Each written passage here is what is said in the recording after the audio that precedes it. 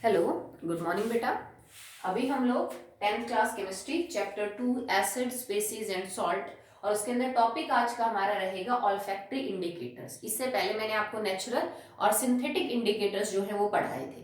तो नेचुरल हो या सिंथेटिक इंडिकेटर हो, the most important thing is कि आपको हर मीडियम में हर इंडिकेटर का कलर याद होना चाहिए। ठीक है, बहुत सारे क्वेश्चन मिलेंगे, आप पीछे बुक में भी चेक कर लीजिए या लास्ट ईयर के क्वेश्चन पेपर उठा के भी आप देख लीजिए। बहुत सारे क्वेश्चन इंडिकेटर से पूछे जाते हैं कि हमने एक इंडिकेटर डाला, एक सॉल्यूशन है अननोन लिक्विड का, उसने इस इंडिकेटर को ऐसा कलर दे दिया, फिर उसके आगे कोई चीज पूछेगा। तो अगर आप मीडियम आइडेंटिफिकेशन में गलती कर रहे हो कि कैसा है, तो फिर आगे का क्वेश्चन आपका गलत हो जाएगा। तो कुछ नहीं, इनमें सिर्फ रंग है कि फिनोल्फ्थलीन एसिडिक मीडियम में कैसा है, बेसिक में कैसा है, न्यूट्रल में कैसा है, मिथाइल ऑरेंज कैसा है। ठीक है, तो गिने चुने आपके पास 2-3 सिंथेटिक इंडिकेटर्स हैं और 2-3 हमारे पास क्या है, नेचुरल इंडिकेटर्स है। लिटमस, फिनोल्फ्थलीन और मिथाइल ऑरेंज, तीनों के तीनों इंपॉर्टेंट है, इनके कलर बहुत बार पूछे जा चुके हैं। ओके, चलिए, तो अब सिंथेटिक और नेचुरल के बाद एक तीसरी कैटेगरी है हमारे पास इंडिकेटर्स की, जिसको हम बोलेंगे ऑल्फैक्टरी इंडिकेटर्स। ऑल्फैक्टरी वर्ड जब भी हम यूज करेंगे, बायो में ये अक्सर आता है, it is use for smell. Smell के लिए यूज किया जाता है ऑल्फैक्टरी जो वर्ड होता है। ठीक है, तो ये वो इंडिकेटर्स है बेटा जो अपनी स्मेल से ये बताते हैं कि मीडियम इज एसिडिक, बेसिक और neutral. Okay, so these are the chemicals, yes, these are the substances that can change their order or smell, their order in different mediums। ठीक है, कि इनके अंदर एक खास बात होती है कि आप अगर इनको अलग अलग मीडियम में रखेंगे, एसिडिक में, बेसिक में, तो इनकी जो स्मेल है ना वो अलग अलग होती है। मतलब अलग अलग टाइप की स्मेल आपको देखने को मिलेंगी अगर आपने इन सब्सटेंसेस को अलग अलग मीडियम में रखा। तो उस स्मेल को पहचान के हम ये डिटेक्ट कर लेते हैं कि your solution is acidic, basic और आइदर न्यूट्रल। ठीक है, तो देखिए, तो हमारे पास बेसिकली 3 है जो कि आपके ऑल्फैक्टरी इंडिकेटर्स के एग्जांपल है। वन इज वनीला एसेंस, ठीक है, one is onion and one is clove oil. Vanilla का नाम आपने बहुत बार सुना होगा, आपको कई जगह फ्लेवर के में देखने को मिलेगा, जस्ट लाइक आइसक्रीम्स में बहुत होता है वनीला फ्लेवर। तो वनीला एसेंस होता है जो उसके अंदर डाला जाता है, जिस वजह से आपको फ्लेवर मिलता है। अनियन प्याज, क्लोव ऑयल लौंग का तेल होता है, जो लौंग होती है घर में उसके जो तेल है उसके बारे में हम बात कर रहे हैं। ठीक है, तो ये 3 हमारे पास ऑल्फैक्टरी इंडिकेटर्स है। चलिए स्टार्ट करते हैं विद द वनीला एसेंस। अब वनीला जो होता है बेटा, उसके अंदर बहुत ही प्लीजेंट, बहुत ही अच्छी खुशबू होती है। जैसे तुमने कई बार ट्राई भी किया हो किसी वनीला फ्लेवर की कोई खाने की चीज, तो उसमें बहुत ही भीनी भीनी अच्छी खुशबू होती है। और ये वनीला एसेंस अपनी इस खुशबू को मेंटेन करके रखता है if the medium is acidic.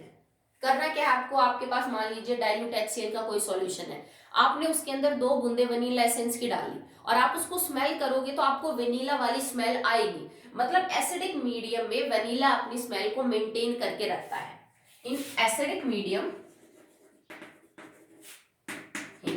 Medium smell is maintained, वो रहेगी, आपको सूंघने पे पता चल जाएगा कि उसकी स्मेल आ रही है। बट in basic medium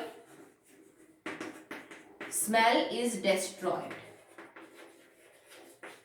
अब मान लीजिए वही वेनिला एसेंस की 2 बूंदे आपने dilute NaOH solution, dilute KOH solution या साबुन के पानी में डाल दी, क्योंकि वो भी बेसिक है, तो बेसिक मीडियम के अंदर जो वनीला एसेंस की खुशबू है वो डिस्ट्रॉय हो जाएगी, वो आपको देखने को नहीं मिलेगी। तो वनीला एसेंस से भी आप एसिडिक और बेसिक मीडियम का पता कर सकते हो। अगर आपको किसी सॉल्यूशन में वनीला एसेंस डाल के उसकी वो जो स्मेल है प्लीजेंट वो ऑब्जर्व हो रही है, then it is acidic medium, और अगर वो डिस्ट्रॉय हो जाती है then it is basic medium.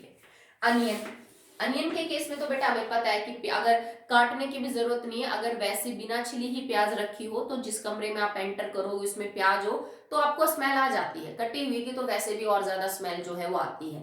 तो आप क्या करिए कि कुछ छोटे छोटे टुकड़े काट के प्याज के थैली में रख के, और उस थैली के अंदर 2-4 कपड़े की कतरन काट के, छोटे छोटे स्ट्रिप काट के वो उस प्याज के अंदर रख दीजिए और उसको टाइट पॉलिथीन ऊपर से बंद कर दीजिए। कुछ टाइम बाद उन कपड़ों के अंदर ऑनियन की स्मेल आ जाएगी। ठीक है, अब आप उस कपड़ों को एक बार HCl सॉल्यूशन में डिप करिए, एक बार आप NaOH सॉल्यूशन में डिप करिए। मतलब हमें ये चेक करना है कि जो अनियन की स्मेल है वो कौन से मीडियम में बरकरार है और कौन से मीडियम में लॉस्ट होगी। ठीक है, तो अनियन के केस में भी बेटा जो एसिडिक मीडियम होगा उसमें स्मेल मेंटेन रहेगी और बेसिक मीडियम के अंदर जो स्मेल है वो क्या हो जाएगी, लॉस्ट हो जाएगी। ठीक है, सिंपल है। आप प्याज के साथ कोई छोटा सा कपड़ा डाल दीजिए, 2 कपड़े डाल दीजिए, एक कपड़े को फिर कुछ देर बाद निकाल के एसिडिक सॉल्यूशन में और एक को बेसिक सॉल्यूशन में डाल दीजिए। एसिडिक सॉल्यूशन में आपको कपड़े में से वो स्मेल आएगी, जो थोड़ी देर बाहर निकाल के देख लो, एसिडिक वही स्मेल रहेगी जो प्याज में आती है। पर बेसिक मीडियम में जो आपने स्ट्रिप डाली क्लॉथ की, उसको जब आप बाहर निकालेंगे कुछ टाइम बाद, तो उसमें वो प्याज वाली जो स्मेल है वो नहीं आएगी। ठीक है, तो इन दोनों में देखो कॉमन है, एसिडिक मीडियम में ये अपनी स्मेल को मेंटेन करेंगे, जबकि बेसिक मीडियम में अपनी स्मेल को नहीं देंगे। तो प्याज से आप पता कर सकते हो कौन सा सॉल्यूशन एसिडिक है और कौन सा बेसिक। ठीक है, नेक्स्ट इज क्लोव ऑयल। तो क्लोव ऑयल के केस में बेटा सबसे पहले आप क्या करोगे कि क्लोव, जैसे लौंग का तेल लिया, उसकी खुशबू को आप चेक करेंगे, अलग ही खुशबू होती है उसमें। जब आप क्लोव ऑयल को बेसिक और एसिडिक मीडियम में डालोगे तो ये दोनों मीडियम में अलग अलग स्मेल देता है। ठीक है, मतलब ऐसा नहीं है कि एक मीडियम में तो स्मेल देगा दूसरे में नहीं देता है। क्लोव ऑयल जो होता है वो एसिडिक और बेसिक दोनों मीडियम के अंदर अलग अलग टाइप की स्मेल देता है। तो उस टाइप ऑफ स्मेल को आइडेंटिफाई करके हम ये बता सकते हैं कि ये एसिडिक है या फिर ये बेसिक है। ठीक है, जैसे आपको सुन के वो चीज आइडेंटिफाई करनी पड़ेगी कि भाई एसिडिक मीडियम में, जैसे पहले आप क्या करो, कोई नॉन केमिकल ले लो, HCl ले लिया, आपको पता है कि HCl है, उसमें आपने लौंग का तेल डाला थोड़ा सा और स्मेल को ऑब्जर्व किया कैसी है। फिर NaOH लिया, उसमें थोड़ा लौंग का तेल डाला, स्मेल को ऑब्जर्व किया, और फिर आप अननोन के साथ टेस्ट करिए कि अननोन लिक्विड के साथ इसमें स्मेल NaOH जैसे सॉल्यूशन वाली आ रही है कि HCl जैसे वाली आ रही है। तो उससे हम आइडेंटिफाई कर सकते हैं that the given solution is acidic और बेसिक। तो 3 इंडिकेटर है, vanilla essence, onion and clove oil. ये दोनों एसिडिक मीडियम में स्मेल देते हैं, बेसिक में नहीं देंगे। ये दोनों मीडियम में ही क्या देता है बेटा, अलग अलग जो स्मेल है वो देता है। ठीक है, तो इंडिकेटर का जो टॉपिक है वो बेटा वो यहाँ पे अभी आपका क्या होता है, खत्म होता है। अब नेक्स्ट हम अपने मेन टॉपिक पे आ जाते हैं। हमारे चैप्टर का नाम था एसिड्स, बेसिस एंड सॉल्ट। तो अब हम पढ़ रहे हैं एसिड्स। पहले एसिड्स को पूरा कंप्लीट करेंगे, देन बेसिस के ऊपर, and last one is salts. Okay, so acid नाम तो आपके लिए नया नहीं है, बट अभी हम इसको डिटेल में पढ़ेंगे।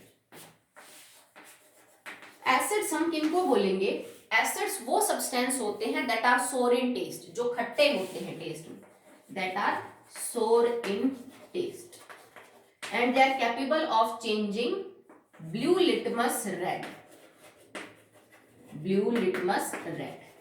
आप पढ़ चुके हो इंडिकेटर्स। ठीक है, तो आप एसिड्स किन सब्सटेंसेस को बोलेंगे बेटा, एसिड्स हम उन सब्सटेंसेस को बोलते हैं that are sour in taste and that are capable of changing blue litmus solution into red litmus.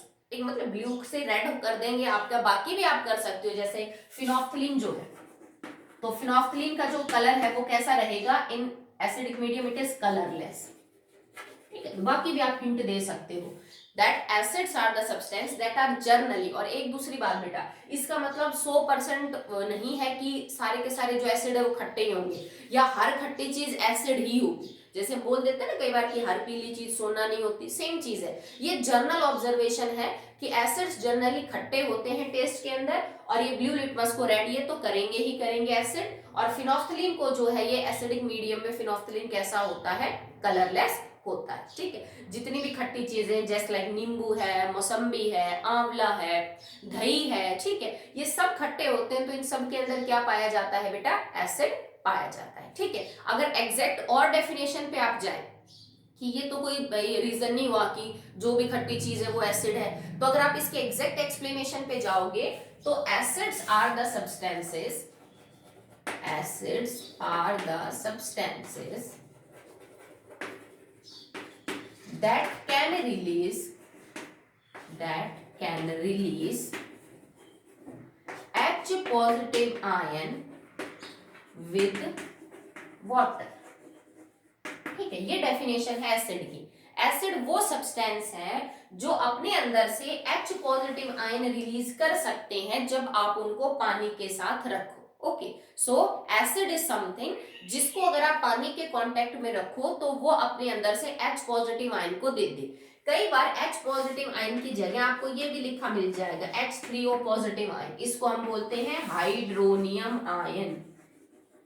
Hydronium ion ऐसा क्यों बोलते हैं? ये दोनों बेटा सेम ही है, बहुत फर्क नहीं इनमें। क्यों? क्योंकि H पॉजिटिव का मतलब है हाइड्रोजन के पास एक इलेक्ट्रॉन था और वो भी उसने दे दिया। भाई हाइड्रोजन का एटॉमिक नंबर 1 और उसके ऊपर 1 पॉजिटिव चार्ज का मतलब है एक इलेक्ट्रॉन था और वही उसने क्या कर दिया? दे दिया। ठीक है, तो इसलिए ये अकेले में इतनी ताकत नहीं है कि वो खुद सॉल्यूशन में घूम सके।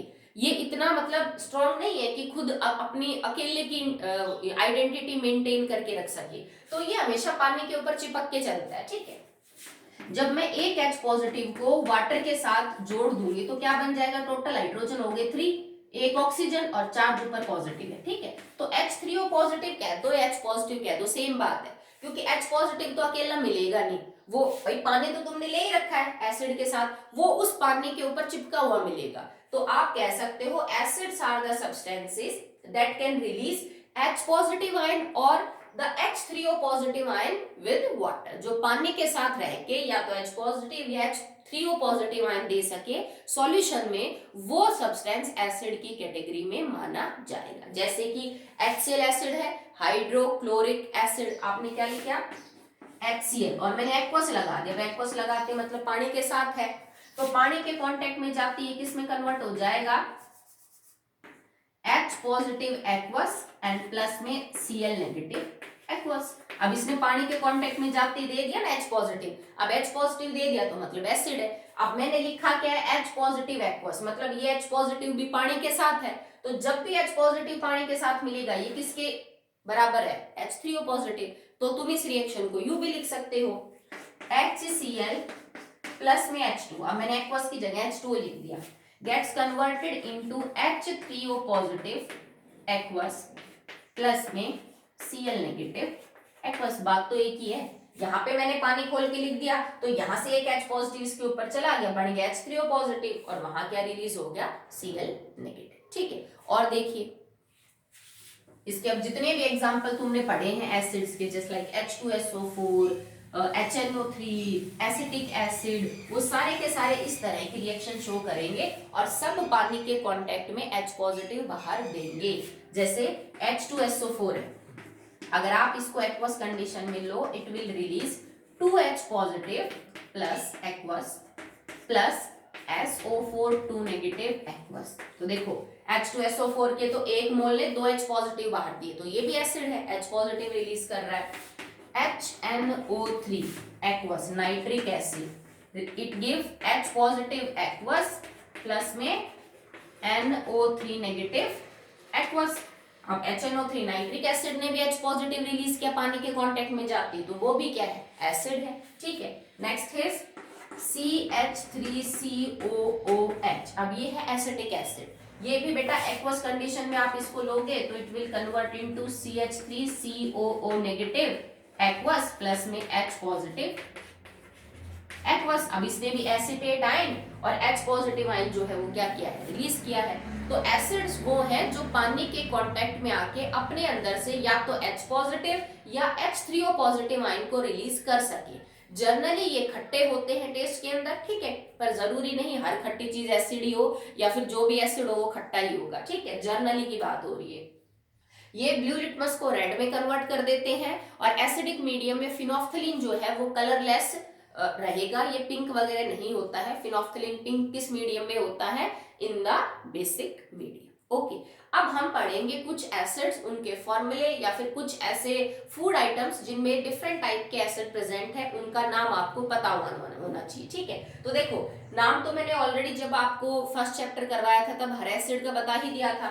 Sulphuric acid, nitric acid, acetic acid, इसके अलावा H2CO3 carbonic acid, H2SO3 that is sulphurous acid, H3PO4 phosphoric acid. ठीक है, ये एक दो लिखवा देती हूँ जो आपको थोड़ा ध्यान नहीं है, इसको लिख लेना सल्फरस एसिड। सल्फ्यूरिक नहीं होता, देखो इसमें 3 है, इसमें 4 है तो सल्फ्यूरिक है।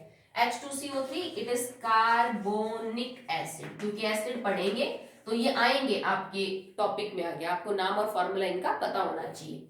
H3PO4 phosphoric acid, phosphoric acid, H3PO3 phosphorus acid, phosphorus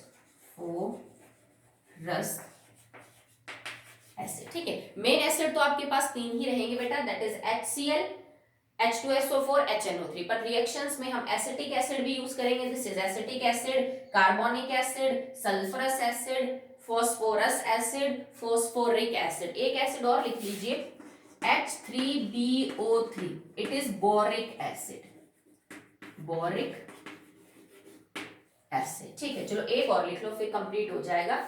and the last one is HCOOH, it is known as formic acid. फिर आप ऑलमोस्ट सारे कवर हो गए हैं जो आपको एसिड टॉपिक में पढ़ने हैं। ठीक है, HCOH, it is formic acid, and H3BO3, it is known as boric acid. ठीक है, तो इनका नाम और फॉर्मूला आपको पता होना चाहिए, तभी आप रिएक्शंस में इनको यूज कर पाएंगे। Okay, so the next topic is, अब हमारे जो कुछ डेली फूड आइटम्स है जिनको हम खाने पीने में यूज करते हैं, उनके अंदर कौन कौन सा जो एसिड है वो प्रेजेंट है, उनके बारे में बात करेंगे। जैसे तुम दही खा रहे हो तो उसमें कौन सा एसिड है, तुम सेब खा रहे हो तो उसमें कौन सा एसिड प्रेजेंट है, टमाटर ले रहे हो तो उसमें कौन सा है। ये कई बार जीके टाइप क्वेश्चंस के अंदर पूछे जा चुके हैं कि विच acid is present in tomato, which acid is present in rancid butter. ठीक है, तो आपको सबके नाम याद होने चाहिए। Okay, next one, in all citrus fruits. अब सिट्रस फ्रूट्स का मतलब होता है जितने भी खट्टे फल हैं। अब इसमें से एक नाम लिखने की जरूरत नहीं है, जितने भी खट्टे फल का मतलब है, जैसे किन्नू है, संतरा है, मौसम्बी है, आंवला हो गया, जैसे खट्टा आम है, कैरी जिसको हम बोल देते हैं। ठीक है, तो ये जितने भी खट्टे फ्रूट्स हैं, चाहे वो कोई भी हो, सब खट्टे फ्रूट्स के अंदर एक एसिड कॉमनली पाया जाता है, and that is citric acid. ठीक है, फिलहाल तो आप इनका नाम ही याद कर लीजिए बेटा, आगे हम इनके फॉर्मूले भी लिखवाएंगे। ठीक है, तो अभी तो क्योंकि सिट्रिक एसिड का फॉर्मूला थोड़ा बड़ा है, आप अभी जस्ट स्टार्ट कर रहे हो 10th में, तो बाकी इनके जब हम आगे आगे दोबारा रिवीजन करेंगे तब तक आप जान चुके होंगे जो पूरी केमिस्ट्री है 10th में उसको। फिर मैं आपको इन सबके फॉर्मूले लिखवा दूंगी, क्योंकि ये ऑर्गेनिक एसिड है, थोड़े बड़े फॉर्मूले, अभी याद करने में आपको दिक्कत आएगी। जब पूरा कर चुके होंगे एक बार केमिस्ट्री को, देन आपको ये चीज नॉर्मल लगेगी। Okay, so all citrus fruits contain citric acid, जितने भी खट्टी चीजें हैं, खट्टे फ्रूट्स हैं, उन सब के अंदर ये पाया जाता है। ठीक है, नेक्स्ट है इन सोर मिल्क। अब सोर का मतलब क्या है, खट्टा मिल्क, मतलब जब दूध फट जाता है, कई बार नहीं हो जाता, आपने दूध को प्रॉपरली स्टोर नहीं किया तो उसमें से खट्टी खट्टी स्मेल आने लग जाती है, हम बोलते हैं दूध खराब हो गया, फट गया। ठीक है, तो उस खट्टे मिल्क के अंदर क्या पाया जाता है, it is lactic acid, lactic acid पाया जाता है जो खट्टा या फिर फटा हुआ है उसके अंदर। ओके, यूरिन, जो पेशाब है, it will contain uric acid, उसके अंदर कौन सा एसिड पाया जाएगा, uric acid. In sting of bee and ant, इसका क्या मतलब है, स्टिंग ऑफ बी और आंट, चींटी, चींटी और जैसे जो मधुमक्खी है, वो जब आपको काटती है, डंक मारती है, तो आपको यूजुअली जलन महसूस होती है। मधुमक्खी या फिर चींटी, लाल चींटी जो होती है, वो जब डंक मारती है तो वो जगह रेड रेड हो जाती है, स्वेलिंग हो जाती है, आपको दर्द होता है। तो वो इसीलिए होता है बेटा, क्योंकि वो अपने डंक में से एक एसिड तुम्हारी बॉडी में डालती है खुद को प्रोटेक्ट करने के लिए। ये उनका सेल्फ डिफेंस है, कि जैसे आपने मधुमक्खी के छत्ते को हाथ लगाया, वो आपको काट देते, उसको लगेगा कि आप उसको नुकसान पहुंचा रहे हैं। ठीक है, जैसे ततैया करता है, तो जब ये डंक मारेंगी बॉडी के अंदर, तो ये अपने डंक में से कुछ एसिड हमारी बॉडी में रिलीज करती है, जिस वजह से आपको पेन और जलन महसूस होती है। तो ये कौन सा एसिड होता है, इट इज फॉर्मिक एसिड, जिसका अभी मैंने आपको फॉर्मूला लिखवाया था ना, HCOOH। ये कौन सा एसिड देते हैं, फॉर्मिक एसिड। ठीक है, नेक्स्ट इज रेंसिड बटर। अब रेंसिड वर्ड कहां से आया, याद है ना, रेंसिडिटी, फर्स्ट चैप्टर में पढ़ा था। जो सड़ा हुआ बटर, कि मक्खन जो है वो सड़ गया, खराब हो गया, सड़े हुए बटर के अंदर कौन सा एसिड पाया जाता है, ब्यूटायरिक एसिड, ब्यूटायरिक एसिड। इसका एक और नाम भी होता है, इट इज ब्यूटेनोइक एसिड। फॉर्मूले में सबके बाद में लिखवाऊंगी, क्योंकि दीज आर नॉट सिंपल, इनके लिए आपको पहले पता होना चाहिए हाइड्रोकार्बन्स क्या होते हैं, कार्बन कंपाउंड क्या है, तब आपको इन सबके फॉर्मूले समझ में आएंगे। सो ब्यूटायरिक एसिड भी बोल सकते हो इसको, और आप इसको ब्यूटेरोइक एसिड भी बोल सकते हो। ब्यूटेनोइक और ब्यूटायरिक सेम है। ठीक है, नेक्स्ट है, कौन से एसिड पाया जाता है, एप्पल। ठीक है, जो हम सेब खाते हैं तो सेब में कौन सा एसिड पाया जाता है? It is malic acid. Malic acid is present in the Apple. ठीक है, जैसे आपसे कोई पूछ ले स्पिनच में कौन सा पाया जाता है, पालक जो है, ठीक है, जैसे आपसे कोई कह दे कि स्पिनच पालक के अंदर कौन सा एसिड पाया जाता है, तो आप लिख सकते हो इट इज ऑक्जेलिक एसिड। अभी सिर्फ नाम याद कर लीजिए, मैं अगेन कह रही हूँ, ठीक है। तो स्पिनच पालक के अंदर कौन सा एसिड पाया जाता है? Oxalic acid. जैसे तुमसे कोई पूछ ले बेटा टमाटर में कौन सा एसिड पाया जाता है, तो टमाटर खट्टा है, ठीक है, एक खट्टा फ्रूट है, तो टमाटर के अंदर क्या पाया जाएगा? सिट्रिक एसिड पाया जाएगा, पर उसमें ऑक्जेलिक एसिड भी मिलता है। ये हम मेन एसिड लिख रहे हैं, इसका ये मतलब नहीं है बेटा कि मान लीजिए नींबू के अंदर सिर्फ सिट्रिक एसिड पाया जाता और कोई एसिड नहीं मिलता, ठीक है। ये मेजॉरिटी में जो एसिड मिल रहा है उसकी बारे में बात हो रही है। एक फ्रूट में एक से ज्यादा टाइप के जो एसिड है वो भी पाए जा सकते हैं, ठीक।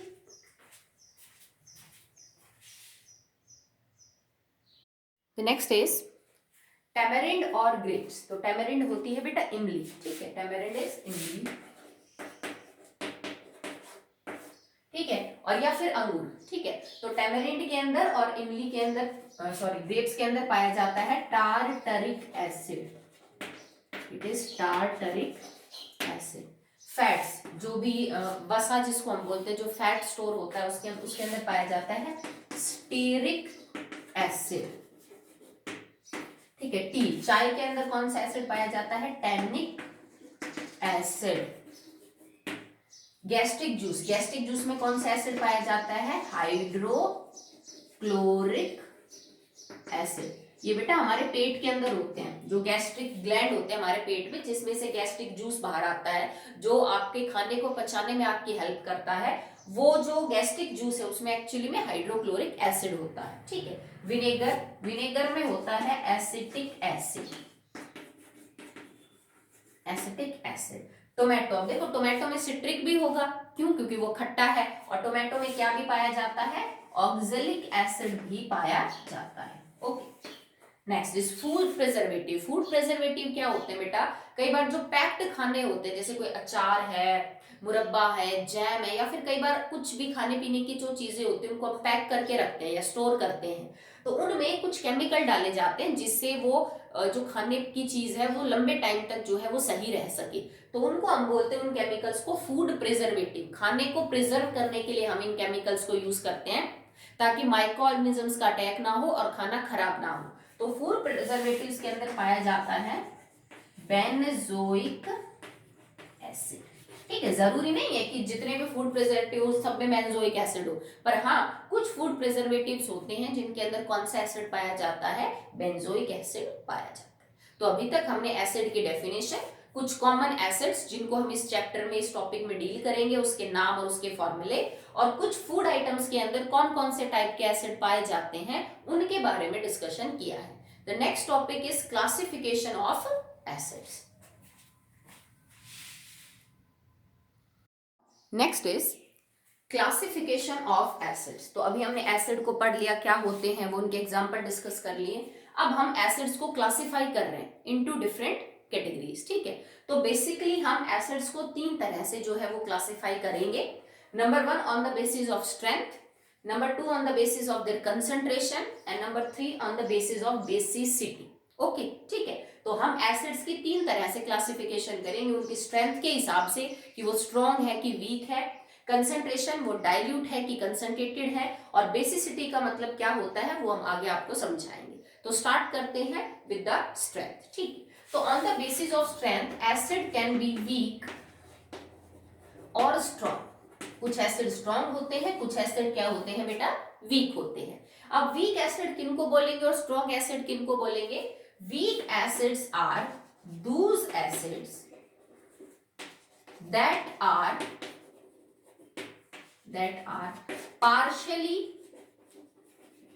partially ionized in presence of water, ठीक है। तो वीक एसिड्स किनको बोलेंगे? जिन एसिड्स के अंदर ये प्रॉपर्टी हो कि पानी के कांटेक्ट में जाके वो पार्शियली आयोनाइज हो जाए। अब आयोनाइज होने से मेरा क्या मतलब है? जैसे मैंने HCl को एक्वस कंडीशन में लिया और ये टूट गया into H positive aqueous plus में Cl नेगेटिव एक्वस, तो HCl आयोनाइज हो गया क्योंकि इसने आयंस दे दी। भाई वो प्रोसेस जिसमें एक कंपाउंड अपनी आयंस में टूट जाता है इसको हम बोलते हैं आयोनाइजेशन। और यहाँ पे HCl आयोनाइज हो गया क्योंकि उसने H पॉजिटिव और Cl नेगेटिव दे दिया। तो वीक एसिड्स वो हैं दैट आर पार्शियली आयोनाइज्ड। ठीक है, पार्शियली का मतलब आधे अधूरे होंगे, पूरे नहीं होंगे। जैसे मान लो तुमने HCl लिया 5 ml और उस 5 ml के अंदर 5000 मॉलिक्यूल HCl के, और 5000 मॉलिक्यूल में से खाली 1000 मॉलिक्यूल तो टूट पाए इनटू H पॉजिटिव और Cl नेगेटिव, और 4000 नहीं टूट पाए। तो तुम यही कहोगे ना मैडम ये तो आधा अधूरा टूटा, सारा नहीं टूटा। ठीक है, तो कमजोर एसिड वो एसिड होते हैं जिनके जितने मॉलिक्यूल तुम डालो पानी में वो सारे ना टूट पाए, उनमें से कुछ टूट जाए और कुछ ना टूट पाए। तो हम बोलेंगे आधे आयोनाइज, भाई आधे भी नहीं बोल सकते, पार्शियली बोल दिया, आधा अधूरा आयोनाइज हुए, पूरी तरह से आयोनाइज नहीं हो पाते। ठीक है, weak acids are those acids that are partially ionized in the water, और वो पूरी तरह से टूट के सारे H पॉजिटिव नहीं दे सकते। भाई सारे के सारे देने का तो क्या मतलब होता कि मैंने 5000 मॉलिक्यूल लिए और इन्होंने टूट के मेरे को 5000 तो H पॉजिटिव और 5000 ही क्या दे दिए Cl नेगेटिव। तो आप कहते हैं कि मैडम ये तो पूरा टूट गया, अब इसमें तो कोई गुंजाइश ही नहीं है। ये लगभग मान लीजिए अगर 4900 दे दिए, 4990 दे दिए तो भी आप कह सकते हो ऑलमोस्ट पूरा टूट गया। पर अगर मान लीजिए सिर्फ 1000 ही टूटे, 4000 नहीं टूटे मॉलिक्यूल, तो आप बोलोगे आधा अधूरा आयोनाइज हुआ। और ऐसे एसिड्स होते हैं वीक एसिड। तो कौन कौन से एसिड है कमजोर, अब आपको एग्जाम्पल याद करने हैं कि ये जो एसिड है वो कमजोर है और ये जो एसिड है वो स्ट्रॉन्ग। तो मैं वीक के एग्जाम्पल लिख रही हूँ यहाँ पे।